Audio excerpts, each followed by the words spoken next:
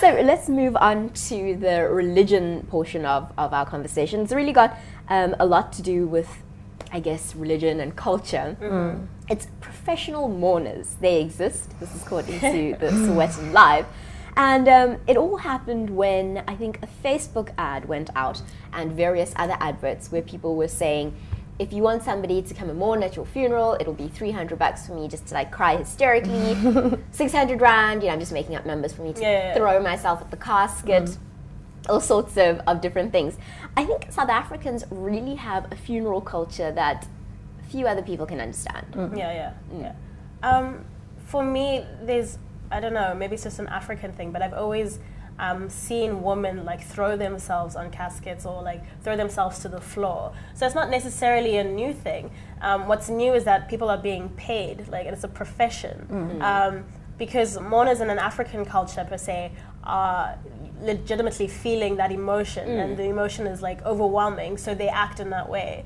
But to be paid for it is a bit, I don't know. Yeah. It's a bit weird. I think it ties in again with the desensitizing, but this time it's like desensitizing of death and losing a loved one. Because if you're paying a mourner to come and mourn, you're almost saying that the amount of money you're willing to pay them represents how much the person who lived and died meant to you in that. And actually, mourning, the funeral is about the people that are left behind, because the person's dead now.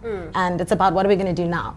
And having a whole spectacle of people paid there to show how much people cared about you, it kind of defeats the object, because nothing's real then. Absolutely. So what is the point of this? Is it just for the people who come to the funeral to see how much this person was loved? What But if you think about it, they're not really being shown how much this person was loved if you're paying people to be there. Like, but do you tell people that I've paid them, or is it like hiring a lady or gentleman to escort you somewhere for the evening? Do you tell them? I wouldn't. I would keep it on the low. Yeah, me too. Yeah. Just be like, we're devastated. No, it's a very tricky thing, I think. Yeah. I don't know. As a person who, I don't know, would go through death of a family member or a friend, I don't necessarily want somebody being overly dramatic at a funeral. It just kind of makes it uncomfortable. Authenticity, where's that? Yeah. Or if somebody is really overwhelmed with emotion, let it at least be real emotion. Yes, exactly. I knew this person and I'm really devastated. Yeah. And also, who's it for? Since the person in question, the person being mourned over, is gone now, who's it for? Who's it for? Who is it reflecting on? The mark that they left. Totally. I really can only speak for the Indian community in South Africa and the Indian community that I've been a part of course, not the whole community. But mourning at a funeral is a big thing. This idea that people need to be sort of almost to physically show how hurt they are is a really big thing and really accepted. So that's one thing. But paying somebody, it's really weird. It's really uncomfortable. It's an uncomfortable idea that you're giving somebody money to please, take the death of my husband or whoever as something burdensome for you. It's just, I don't know.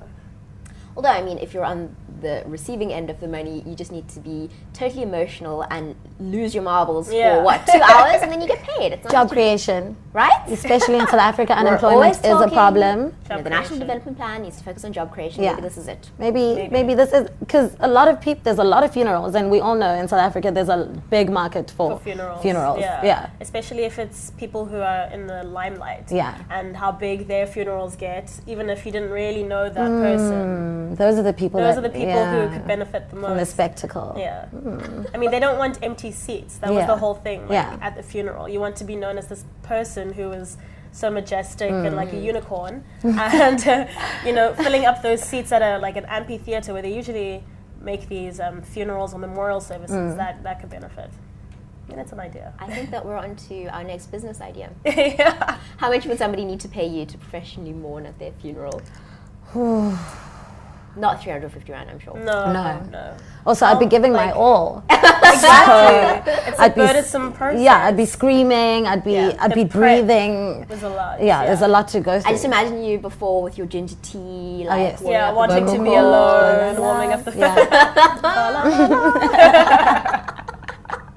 I wonder what their process is. I mean, as actresses, there must be some type of process. Yeah, There must there's be, definitely a yeah. process to get yourself in the zone. Yeah.